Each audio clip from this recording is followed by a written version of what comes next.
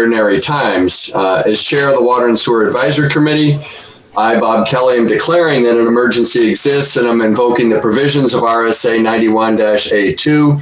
Federal, state, and local officials have determined that gatherings of 10 or more people pose a substantial risk to our community in its continuing efforts to combat the spread of COVID-19. In concurring with their determination, I also find that this meeting is imperative to the continued operation of town government and services, which are vital to public safety and confidence during this emergency.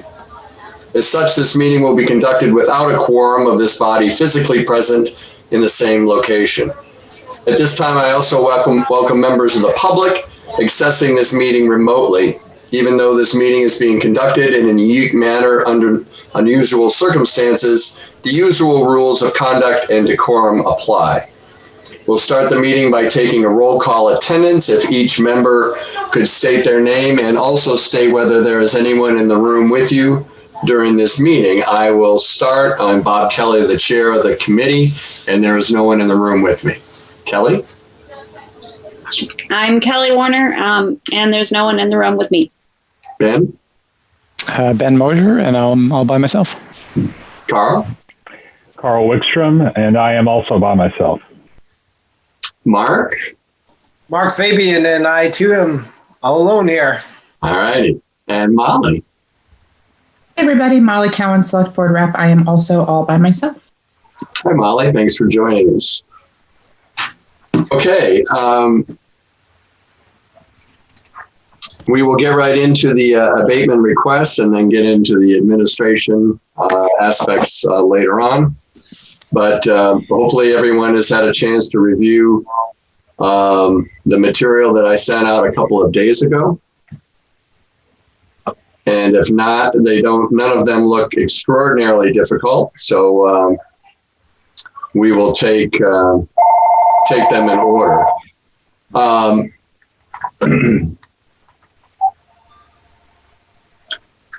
The first one will be came in just quite recently from Raja Noori at 25 Acadia Lane. I'll start things off. I'm not exactly sure what he's requesting. I don't know if anyone has any saw any more detailed information, but in the material that was sent to us, he said there was a financial hardship, but he didn't really address what exactly he was looking for. Did anybody get the same impression? Yes. Had a problem with the water. We had a past due amount of $190, and the current charges are $337, which is a little more, but certainly within the realm of two people or more living in a house. A bill of $300 these days with the increased charges is not outrageous. My recommendation would be to either table this and ask him for more of a detailed request, since we don't know exactly what he's looking for, because I don't see where there's anything outrageous here other than a normal bill. I think requesting more information is good. Carl? Yeah, I just wanted, all he's done is saying he's had a COVID, problems, financial problems due to COVID, which is true of a lot of people. Right. And I see nothing unusual at all in his bill or his service to warrant any action by this committee. So we need more information. Okay. I agree. Someone be willing to make that motion? I will make that motion that we table this until we get more information. I'll second it.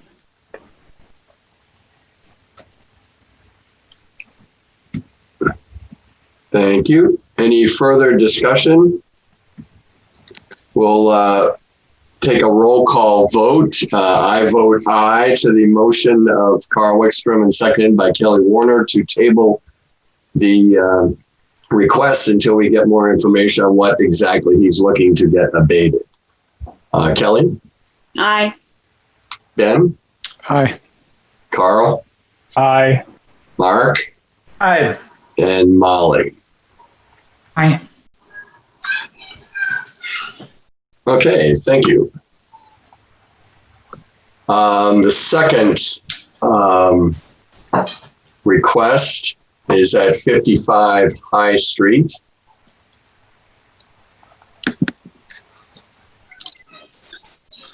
Sarah Roseberry is an attendee who's here now, who is the person on that. No, she is. Excellent. Sarah, do you want to weigh in and give a little description of what you see has happened? Hi, can you hear me now? We can hear you, yes. If you want to turn on your video, you can, but if you don't want to, that's fine too. That's fine. So we for over a year now, and we had a short-term renter in there starting in January, and he left when the COVID situation happened and went back to his home in South Carolina, and apparently there was a toilet seal that was running the whole time he was gone and was not discovered until we had the home inspected to put it on the market for sale. So we got a very, very high water bill because it had been running the whole time while the house was vacant. Do you have, Sarah, this is Bob Kelly, the chair of the committee. Do you have like a property manager or anybody who checks in periodically? We had a property manager handling it, but he was not aware that the tenant had left to go back to South Carolina until we actually requested to have the property inspected to put on the market. So he doesn't come by on a regular basis? He did not, because he didn't realize that the property was not being lived in by our short-term tenant at the time. So he thought that our property manager was assuming that the place was occupied, so had no idea that it was not at that point. Okay. Any comments or questions by the committee?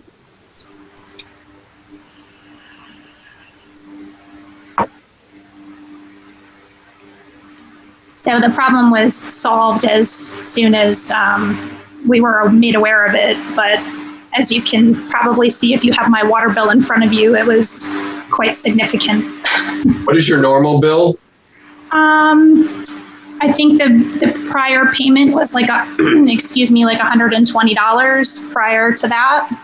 It's higher in the summertime if we had run the sprinkler systems, but that time frame, it was, I think it's usually, I don't know, $150 maybe.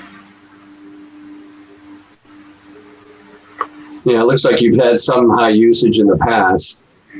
Yeah, usually over the summer months we run our sprinkler systems. For the How long have you owned the property? My husband purchased it in 2006.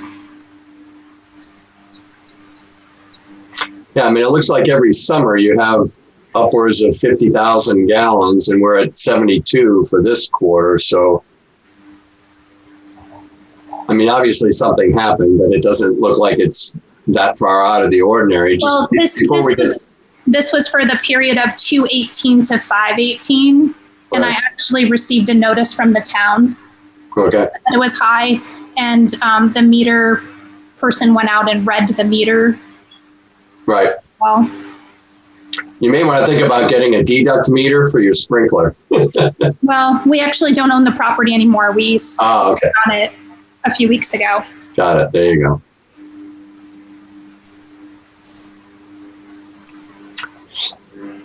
I mean, this is one of those unfortunate circumstances between, the pandemic and people being away that we sort of changed the policy before to be a little bit more conciliatory. However, in this case, it seems like there was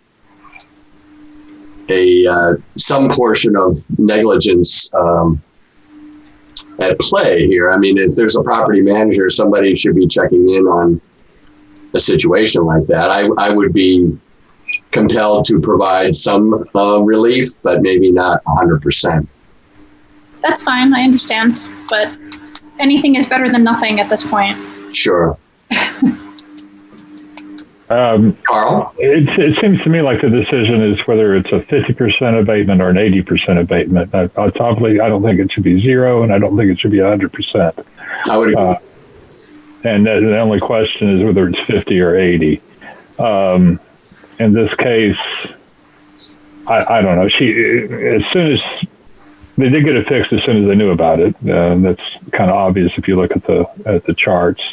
I'm a little ambivalent, but leaning to the 80. But I'll hear arguments for the 50 as well.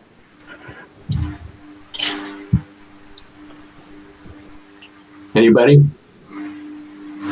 Well, I would just sort of agree with what you had said, Bob. Is that it seems that the property manager would be a responsibility of the property manager to be alerted that the tenants are not there and maybe to check on the place.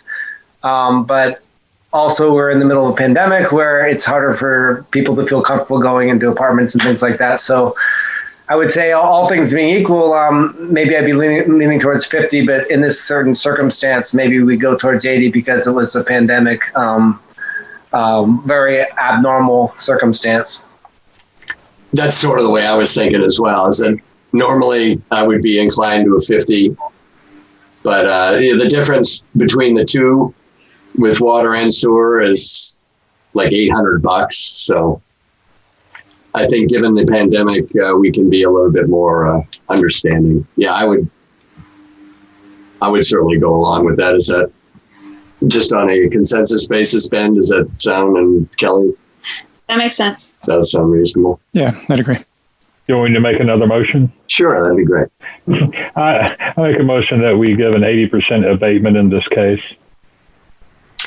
I will second that.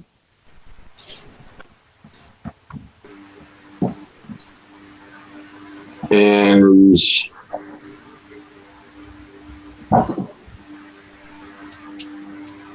so moved by Carl, seconded by me to allow an 80% over the excess water and sewer usage, which will be about $2,400 if my quick math is right. According to this piece of paper, it say it's like 1,474. Oh, that's water and sewer. My bad. I was adding the water and sewer and then the sewer again. Yeah, this was a toilet, right? So sewer was impacted. Yeah. Those water, yeah. Okay, so yeah, it'd be about $1,474.37. Yeah. Okay, a roll call vote. I will start by saying aye to the motion and second. Kelly? Aye. Ben? Aye. Carl? Aye. Mark? Aye. And Molly? Aye. Thank you. Sarah, you still there? I am. So you'll get a notice that you've been abated an amount of 80% of the excess over your normal usage water and sewer bill, which according to DPW would calculate out to $1,474.37. Okay, thank you. You would Thank receive you all a so credit much. on your bill for that amount. Okay, thank you. You bet. Thanks for describing the situation for us. All right, have a good night. You as well. All right, bye-bye. Okay, we'll go to get this out of the Three River Bend Circle, which one of the little administrative fall through the cracks. Many of you may remember Mr. Roundy from last year. He's here now. Before we had the pool forgiveness, he did get I think we sort of questioned why he even came for an abatement because it was only $67. I think the policy and everything was very clear that it was a one-time abatement, but at that time the cap was $500. The policy is not necessarily back to the well until you reach your maximum, especially now that there is no real maximum. So I don't know if anyone has any wisdom on this, but my suggestion would be to deny the request because he got an abatement last year, and recommend that he puts in a deduct meter to fill his pool. Mr. Roundy's here, so maybe you'd like I'm to hear here. from him. Okay, well, Nick, why don't you, you can, I guess, describe what your impression was after last year. Oh, so I guess I didn't realize that there was. Is there information on the town site that I can look up for, like, what I need to do to better sort of record keep what my usage will be and sort of get that to the board sooner, or get that to the department sooner, so that I don't have to keep coming back? I guess you're a position change that I just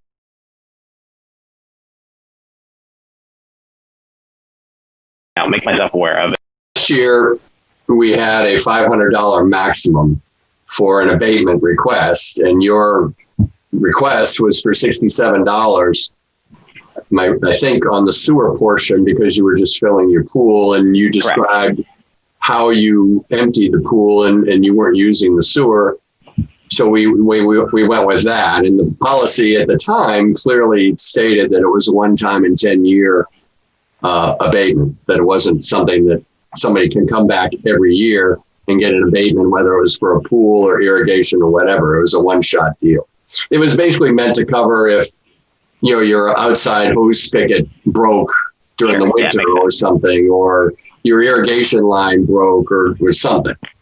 But it wasn't an every year thing. And we do have right now we have a situation where you can buy a deduct meter, which there'll be a meter put on your, let's say your spigot that you use to fill your pool. And so you won't get charged for the sewer portion from that meter, but you'll still have to pay the service charge. I don't know exactly without. Okay. Yeah. No, that's fine. Yeah, if for $67, you're going to be paying 40. I think it's the current, what is it, $42 or $43 a quarter as the service charge on that meter. So you're going to be paying $160 some odd a year for that deduct meter. You may want to look back at your bills and see if it doesn't look like you spend that much in a year to fill your pool. Yep. No, so it probably is just one of the costs of owning a pool, which I owned for 20 years. And it's a head shaker, but that's what you do. Okay. Yeah. Just wanted to make sure I understood, if there was something.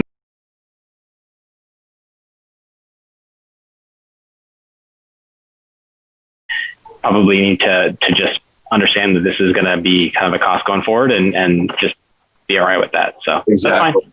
Exactly. And you did get the abatement last year. So at least you started from zero this year. Any other questions, Mr. Romney? I am all set. I appreciate your time. All right. Thank you. So I will move to deny the abatement request. Any second? I'll second. Like a second. Thank you, Carl.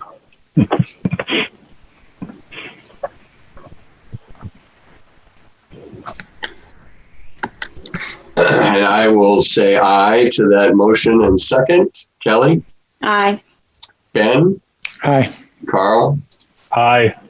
Mark? Aye. And Molly? Aye. Thank you. Okay.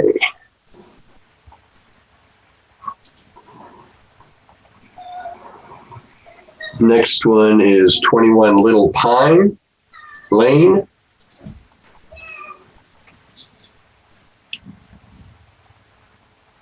This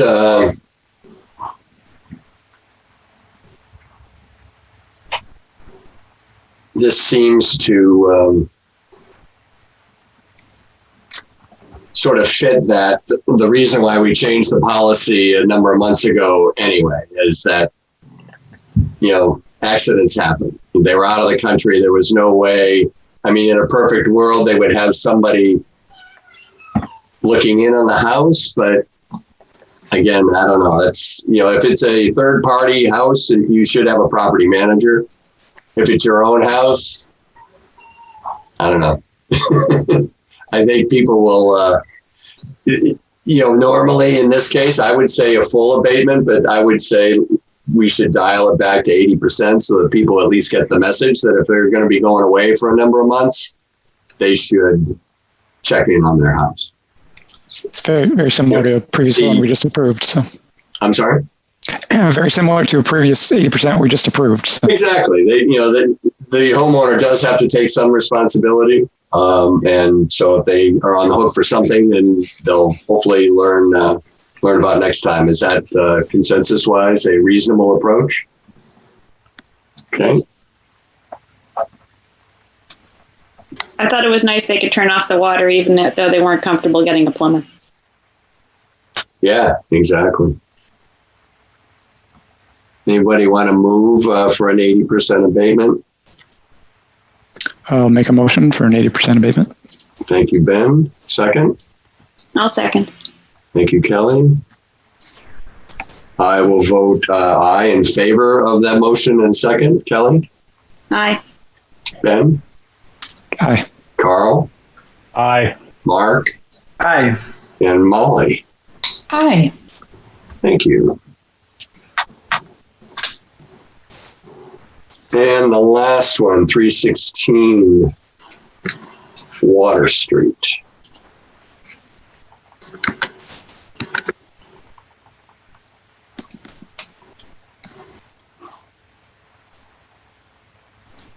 Again, this, even though there were some issues that the homeowner may take responsibility for, it would appear in this case that life sort of got in the way, with a high-risk child, whatever that might mean.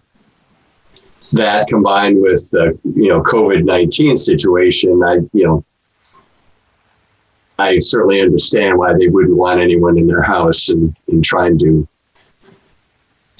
discover what had happened. Again, they might have some responsibility here since there were 2 leaks and I guess an outside faucet, but the amount of money doesn't seem to be egregious, so I'm not quite sure how bad the leak was.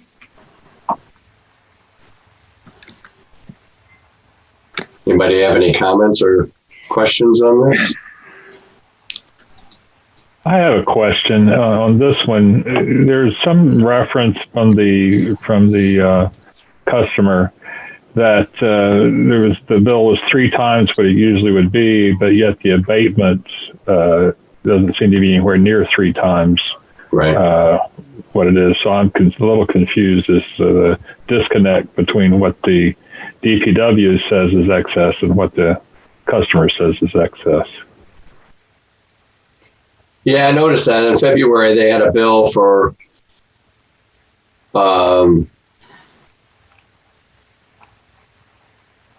January they had a bill for $381.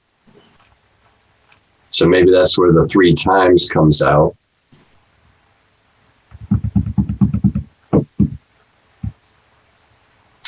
Yeah, I don't know.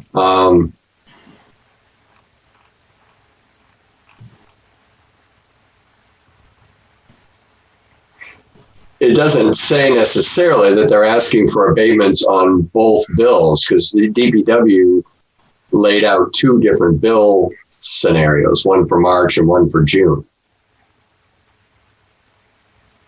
I may have missed it. Did anyone see where they were requesting an abatement on one versus the other of those? Because they're showing us both bills, but they're not saying which one they want to have abated, although I guess presumably either one would help. I think they note here that the delay in access caused the problem to span 2 billing periods. So presumably they are looking for abatement on both bills. It's at the bottom of the first paragraph. Oh, yeah, okay. Got it. But the abatement amount is considerably less than the remaining balance. Right. Yeah, you sort of wonder if the abatement amount was based on, because if you look at the chart,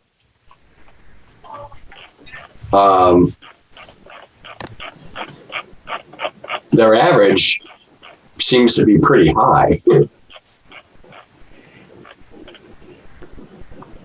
And then it goes up and down so that sometimes the excess is a lot on a daily basis, but sometimes it's not, which was sort of odd. If you look at the chart, there's a period at the end of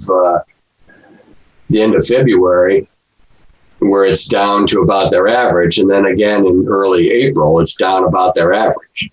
And the spikes seem to be periodic versus continuous. So maybe that's where the excess part of it comes from. I don't know. Well, it's confusing to me that you would have spikes for a leaky toilet. It seems like that would be a constant excess. I mean, it looks like their usage, it's not 3 times, but it looks like their usage is about maybe 1.5 times what it was last fall or even into last summer. And the rates have gone up some too. So the rates have gone up. Right. Well, I'm looking more just at the usage. Right. But yeah, they may be seeing 3 times the bill, because the rates and the usage went up. So that's, I don't know. I didn't do the math, but. Yeah. And then, that is sort of bizarre.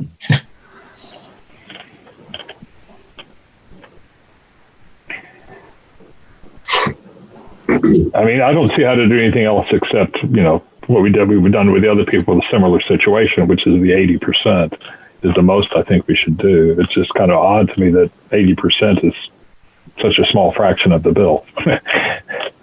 Well, and the other confusing thing I would, never mind, is that the usage, again, it doesn't seem like there's a continuous, like you said, if you had, what is it again? Leaky, 2 leaky toilets and a dripping outside faucet. That would seem to be a continuous leak, not something that goes up and down. Well, the toilet, if it's a slow leak, the toilet will be on as it would refill once the tank got empty and that kind of thing, but still. But not on a weekly basis. Yeah, not maybe on a daily basis, but not on a weekly basis. You're correct. Yeah. I would, I guess, like to get a little bit more information. I don't want to under abate him if his position is truly that the bill is a lot more during that period. But I also want to find out what the DPW, they just say they believe a leak has occurred and it's been repaired, but it'd be nice to find out what their perspective was on the leak. Does that sound reasonable? Or should we just... Well, given that, it's a once in 10-year abatement, I think we want to make sure we get it right the first time. It's my opinion. Then maybe we table or whatever, let them get more information rather than, rushing to judgment here on this one. It just seems odd to me. That's my opinion. Yeah, I would agree. Can we get DPW to try to explain their calculations better to us so we understand it? Yes. Seems like that's what's missing here. It seems. I mean, even during January and when they did the daily chart, there were some pretty significant spikes. I mean, that could be a teenager taking a shower or something, so that could be a lot of things. But to have those spikes continue, I'd just like to find out. Obviously, their usage was significantly higher for some reason. Yeah, I don't want to underabate them if it was legit, but I'd like to find out what what the calculation base was on, because it seems like the base might be higher than what it should be. I would recommend that we table this and we'll get some more information for next time. Is that a fair consensus?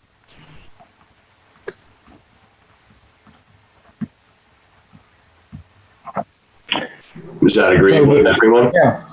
So moved. Thank you, Carl, and I'll second that. Kelly? Aye. I will say aye. Ben? Aye. Carl? Aye. Mark? Aye. And Molly? Aye. Thank you.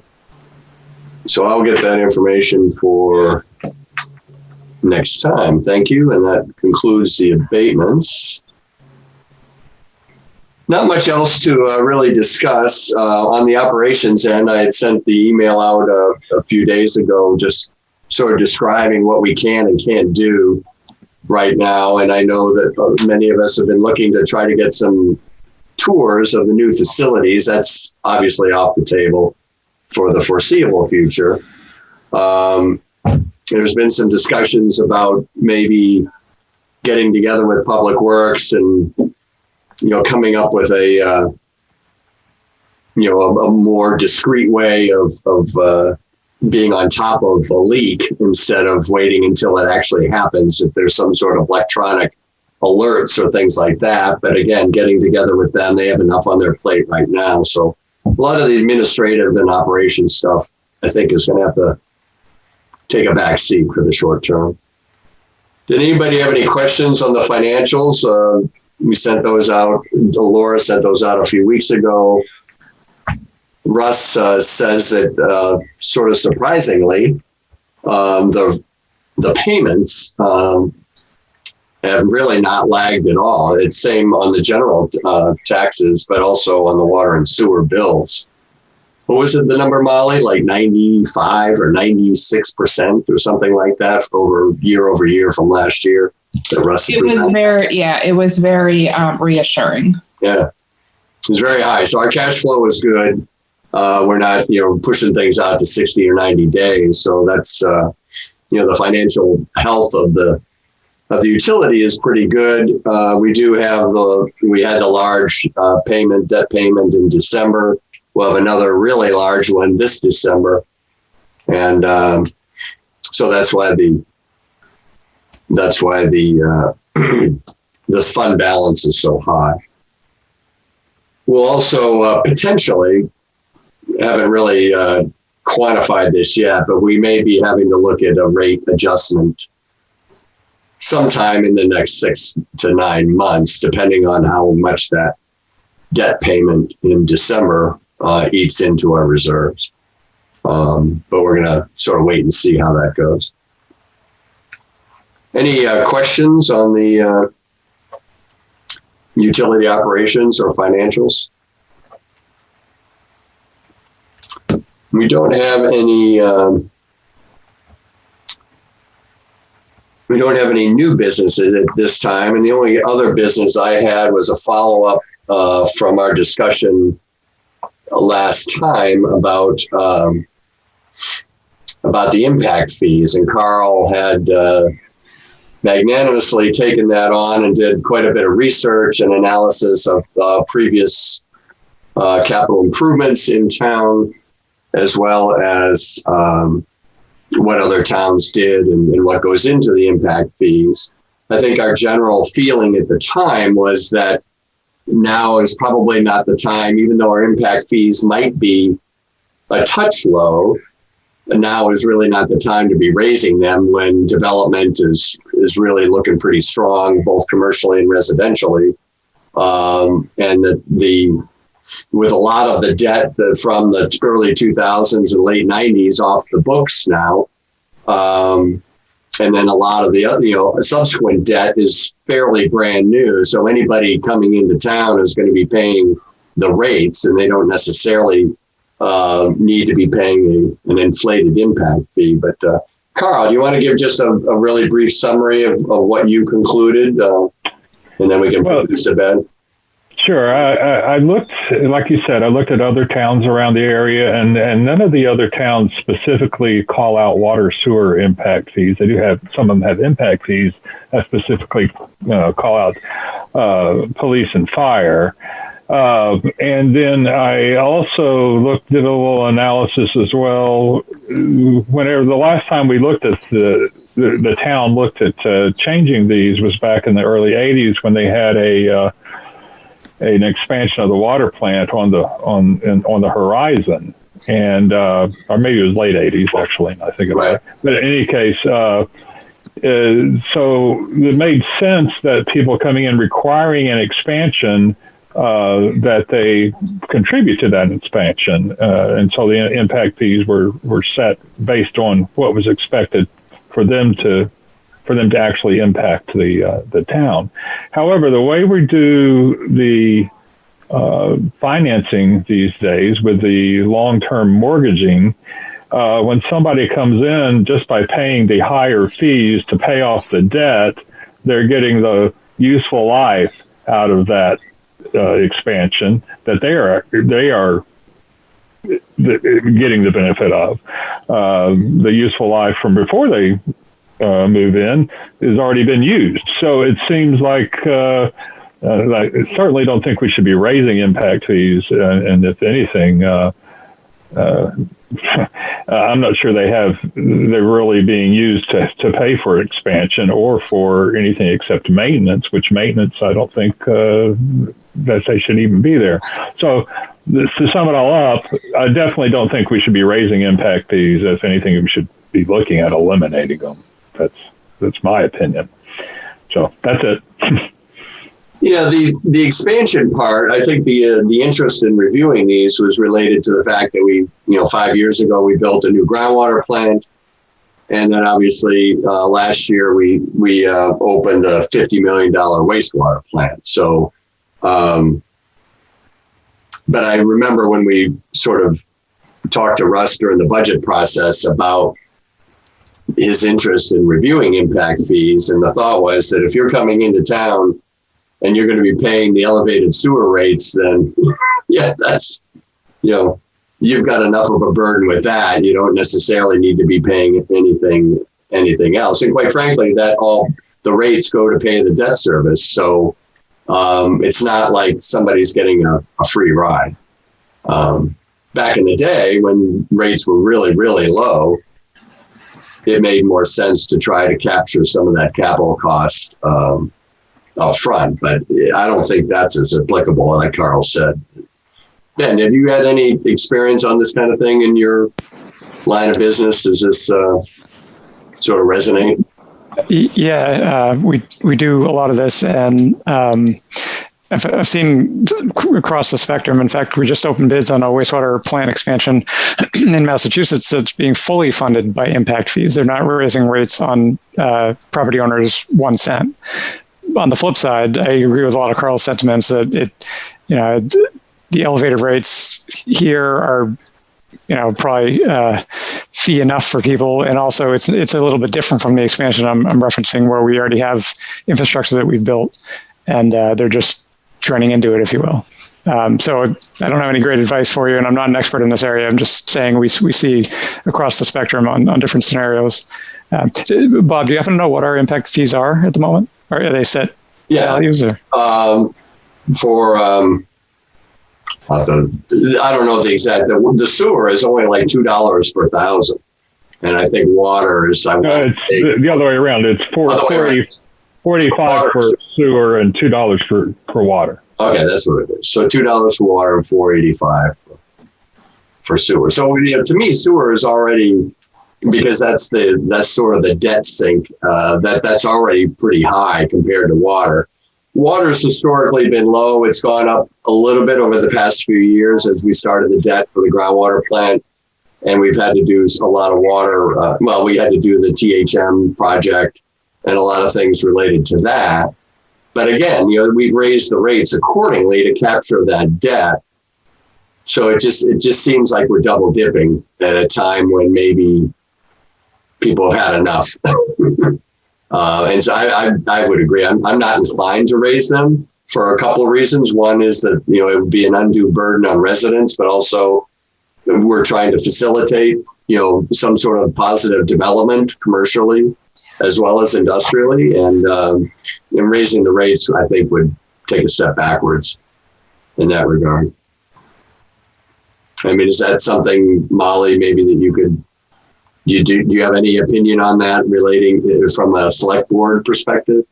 Not yet. Right. Okay. Not until you all go through and talk about it in your subcommittee. I think that'll inform. Okay. Well, what I can do, I will relay this and we'll sort of, so Carl, your recommendation is that we do not raise the rates, the impact fees from the current levels. That's correct. Quite simply because the current rate structure, captures the debt appropriately, and that raising the impact fees would not serve a beneficial purpose to the user base. Is that a fair summary? Yes. I will second that motion, and I will present that to Russ as something that we have done to review that, and then during the budget process, we'll probably just revisit that as it relates to what the budget is and other ways to potentially capture revenue without raising rates, if that's possible. Do the impact fees normally get raised as part of the budget process? No. I mean, like Carl said, they haven't been raised. The numbers, the 2 and the 485, were set in the late 80s. When we were looking, it was actually an expansion of a wastewater plant in 1990, and there's always been a reason not to raise them. An economic downturn, or again, I think it just came to the point where we felt that the rates would capture whatever debt service we needed, and it just seemed like a piling on. So then why do we need another set of fees? I'm sorry? Then why do we need impact fees, or how do we determine how high they are then if we feel like the rates are what we're really using to raise them? Well, as Carl said, I mean, he wouldn't be upset if we totally did away with them. I mean, they were set years ago. The way you set impact fees is you take the debt service that you have, and the intent is that people coming into town and then starting to pay the rates have not been paying their quote unquote fair share of the utility or the service they're getting because they weren't there at the beginning. So the impact fees are an attempt to recover that revenue lost because someone's moving into town. I don't necessarily agree, but that's the definition of an impact fee, that you're capturing that previous revenue. That way, I guess that would be something that we could, Russ might be looking for that kind of recommendation. And if, Carl, if you have a strong argument on that, we should certainly consider it. Well, I mean, my argument is that now that we service the debt over 20 years or more, that the life of the expansion is being paid during the time in which the new mover or new builder or whoever it is getting the use of it, and that those previous years on that debt that he has not been paid on, he was also not getting the use of that. And so his portion of the useful life is getting paid through his higher fees. And that we really, in my opinion, should eliminate impact fees. So but I understand that's not going to be popular in a budget committee meeting, but. Well, it is. I mean, we do get revenue from it, especially now that we're building a lot of residential properties. Yeah, but my question is, when we get these impact fees, is it just spent into the general revenue fund? Is it put away is it saved for future expansion at some point? If that the only way I could justify from something that sounds fair to me is if you were putting that impact fee into some account that's only used for expansion, not for maintenance, not for things that they'd have are not truly impacting, but some future expansion that they might create. If they were actually setting that money aside and not spending it in, general expenses, then it would make sense. But I don't think that's what's happening. I don't know, but I don't think that's what's happening. Not specifically. I mean, there is no separate water and sewer account. It all goes into the general fund, and it's a paper account. We know it's there. We know how much is there, but there's no separate bank account that says Exeter Water and Sewer account or water account and sewer account. And there's no sub account that says, this is allocated towards expansion. It's all sort of in a pot, and we've just sort of managed it. Realistically, we do expansions every year. I mean, we allocate monies towards upgrading the water and sewer infrastructure or facilities pretty much every year. So you could call that maintenance, but if you're spending $1 million on putting a new water line in Washington Street because they've had 10 breaks in a 6-month period, that, to me, that's a little bit more than maintenance. So, and then well, that's true. I agree. That's maybe a little more than maintenance. That's a replacement of the infrastructure, but you would have to replace that infrastructure whether or not you had the increased person putting in a house there. So this is true. It's not truly an impact that they have. I was looking more towards the pot of money and where does it go towards. What we tried to do is, in the interest of keeping rates, as low as we can, is that sometimes we'll take money out of reserves to go towards keeping the rates low. So indirectly, we're using that impact fee money to, keep the impact to the ratepayers stable, if nothing else. If not, and that's a different definition of impact. It is than I thought we were using. Well, I would agree. But the short answer is no. We, in the interest of not micromanaging it, we don't have a separate account for those expansions. The rates have dealt with more with the debt service. That's just the way the system has evolved. If I could just add, we should consider the point in time we're at now compared to where we might be, say, 5-10 years from now. So right now, I agree with all the sentiments. It wouldn't make a lot of sense to increase impact fees, and in fact, it would make a lot of sense to get rid of them because we're all in the same boat paying these crazy rates for the largest capital improvement water sewer is ever going to see for a while. But 10 years from now, if we set a policy now and say get rid of the impact fees, 8-10 years from now, we'll be in a different boat where those people signing up won't have paid 8 to 10 years of getting beneficial use of this huge capital investment. So I think at that point in time, impact fees would make some sense. So we should think over the long term, if we get rid of them now, we may look at or want to consider reinstating them in the not too distant future. So I don't know how often we want to reassess this, but just something to consider. I mean, I think every 5 years is reasonable. And to Kelly's point, when were they done last? And I think the reason why they're still there is just as you said, Ben, is a placeholder. They're not high, inordinately high. Certainly compared to other communities. And there was always this thought that at some point they might be they might be required to be raised. We talked about it before we did the water plant, the groundwater plant, which was a $6 million investment. And again, we've just sort of gone a different direction, using the rates more for the debt service. So I think having them as a placeholder is not a bad idea in the short term, and then we should reassess periodically. I would agree. I would definitely support that. I don't want to put any real parameters on what future boards can do or what future revenue that needs to be raised. And I think it's much easier to use existing policies that we have in place rather than reinventing the wheel.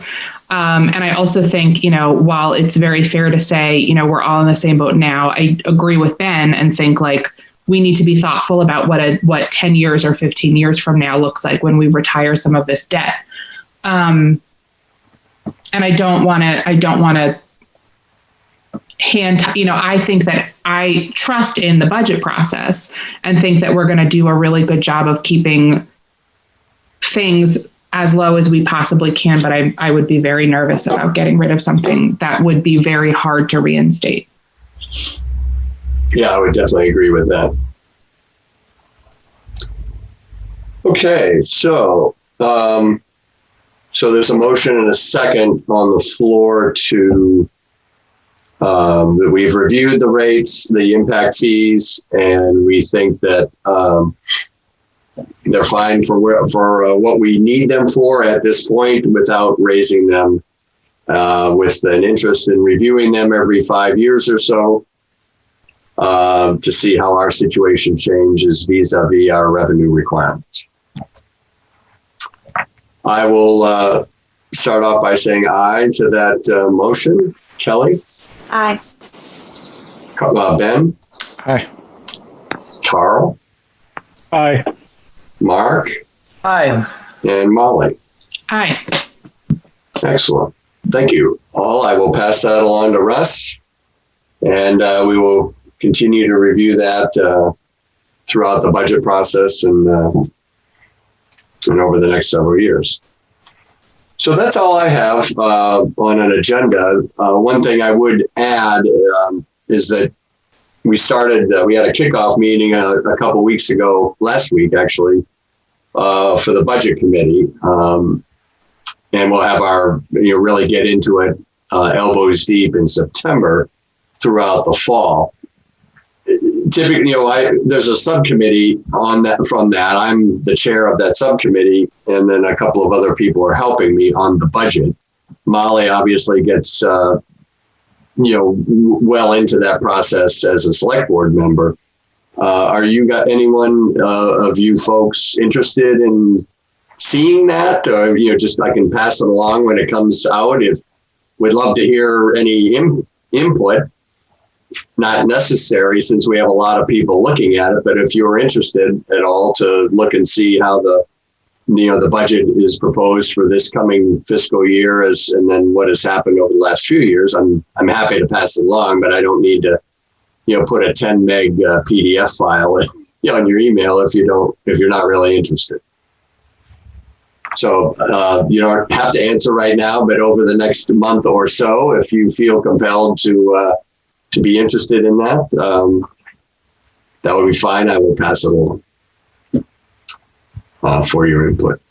Can we go ahead and request such a email now? Sure. As opposed to wait? Yeah, I would like to see what it is. Okay, cool.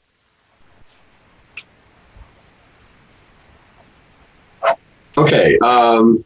Any other comments or concerns, questions? Things to do over the next few months. Again, we'll be doing a lot of work on the budget. So I've tentatively scheduled a meeting for sometime in October, depending on how the budget committee dates line up. But Molly and I will both be pretty busy on a week-to-week basis, 2 or 3 meetings a week. So I may end up kicking it off to later in the fall if we don't have a lot of abatements, just as an FYI. If we do get a pile of abatements, then maybe we'll just weigh in on Zoom to get those out. But more likely it'll be later in the fall. Okay. Any other further questions?